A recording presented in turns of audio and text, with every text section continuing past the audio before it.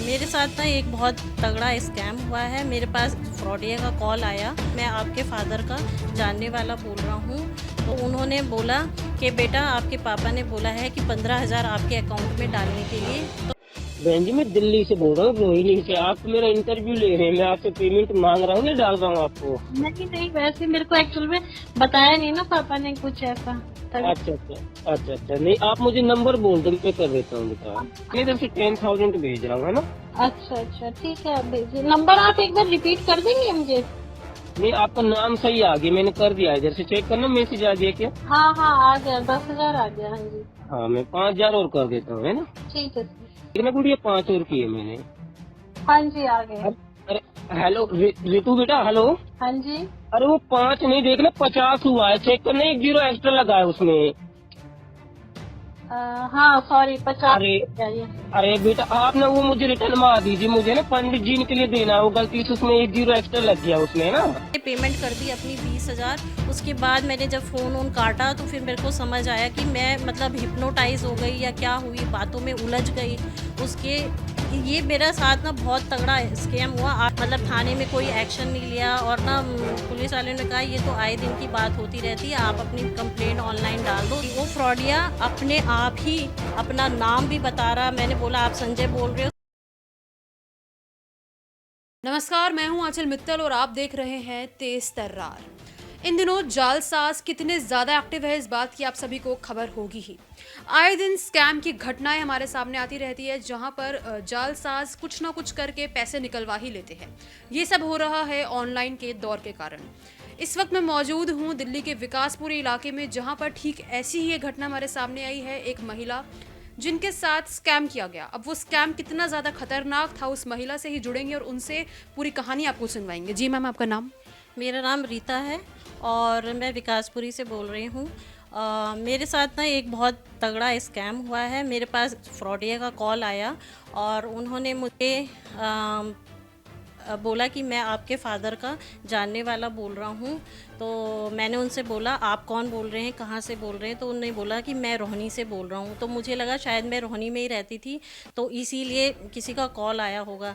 तो उन्होंने बोला कि बेटा आपके पापा ने बोला है कि 15,000 आपके अकाउंट में डालने के लिए। तो फिर मैंने उसको बोला कि ऐसी तो मेरी कोई बात हुई नहीं अपने फादर से। तो उन्होंने कहा बेटा आप फालतू की बातें मत करो, आपके अकाउंट में मैं पैसे डाल देता हूँ और आप मुझे पेटीएम नंबर दे दो। तो मुझे कुछ समझ नहीं आया, तो मैंने पेटीएम नंबर दे दिया अपना।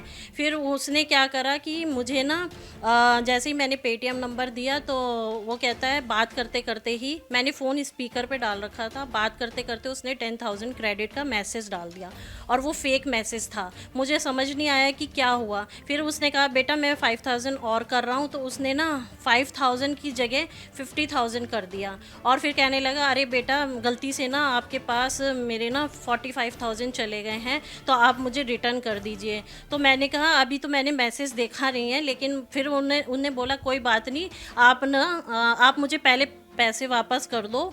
आप कोई बात नहीं, रिटर्न की कोई बात नहीं है, मैं आप मेरे को पैसे वापस कर दो। मैंने कहा चलो ठीक है। अब मैंने क्या करा कि मेरे को समझ आया नहीं, मैं एकदम पजल हो गई और मैंने अपने अकाउंट से 22,000 मेरे अकाउंट में पड़े हुए थे, तो मैंने 20,000 उसको सेंड कर दिए।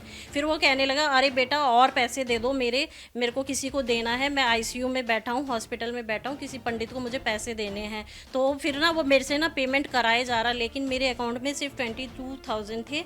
तो बार बार ना पेमेंट क्या थी, वो फेल्ड आ रही।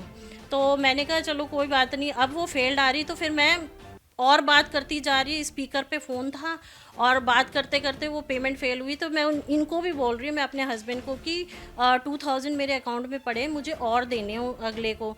तो वो ना फिर क्या हुआ, कह रहा बेटा 2,000 रुपीज़ आप मुझे पे कर दो, कोई बात नहीं और बाद में कर देना। तो इतनी बात हुई और मैं मतलब जब मैंने पेमेंट कर दी अपनी 20,000, उसके बाद मैंने जब फ़ोन वोन काटा तो फिर मेरे को समझ आया कि मैं मतलब हिप्नोटाइज हो गई या क्या हुई, बातों में उलझ गई। उसके ये मेरा साथ ना बहुत तगड़ा स्कैम हुआ। आज तक तो कभी ऐसा हुआ नहीं और मैं बहुत समझदारी से रहती हूँ, फिर भी पता नहीं कैसे ये कब की घटना है ये? ये 15 तारीख की, इसी 15 नवंबर के भाई दूज वाला दिन था और शाम को 4 बजे के आसपास में ये स्कैम हुआ है मेरे साथ।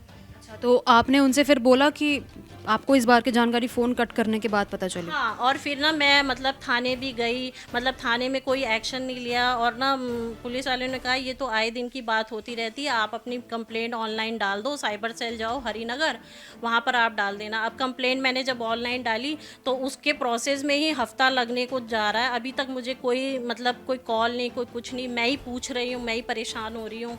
और दूसरा ये है कि कोई एक्शन लेके राजी नहीं है। कह रहे थे आपको एक आईओ अपॉइंट होगा, आज मैंने आईओ से बात भी करी, लेकिन वो कहती है मैडम जी अभी मेरे पास कोई ऐसी ऑनलाइन वो नहीं आई है, तो मैं आपको बुलाऊंगी, लेकिन अभी तक कुछ किसी ने कोई कार्रवाई ही नहीं की है।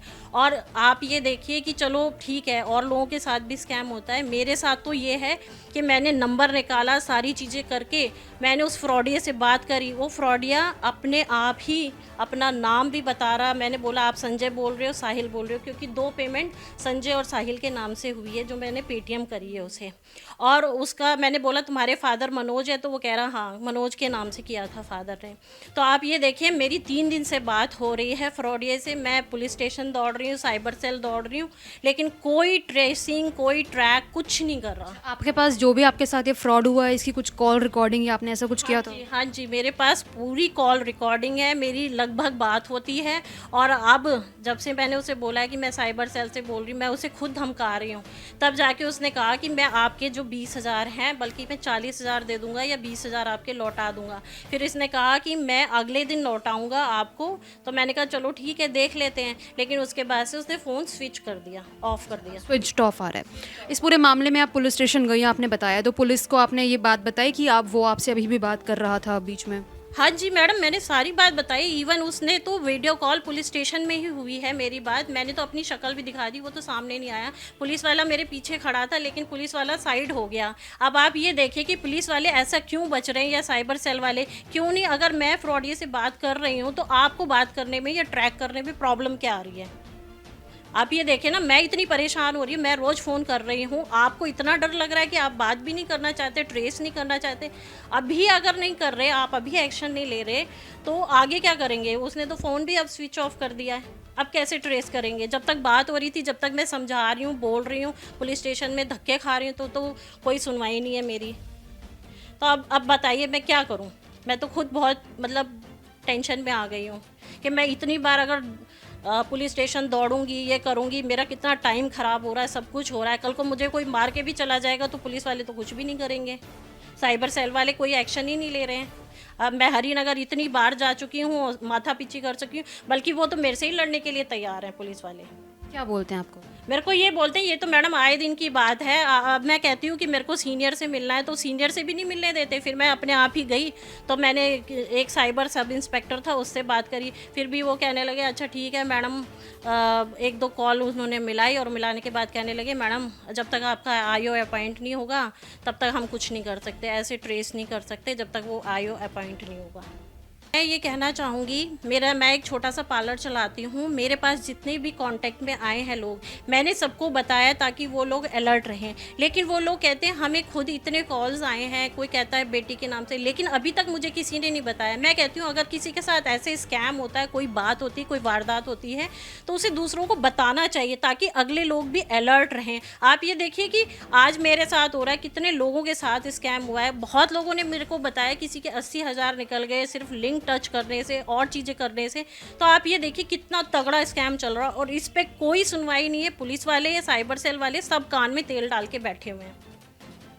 तो देखिए, ये थी हमारे साथ महिला जिनके साथ फ्रॉड हुआ। इन्होंने अपनी पूरी कहानी हमें बताई कि किस तरीके से जालसाज ने इनके लिए जाल बिछाया, फेक मैसेजेस आए जिससे इन्हें लगा कि अकाउंट में सचमुच पैसे आए हैं।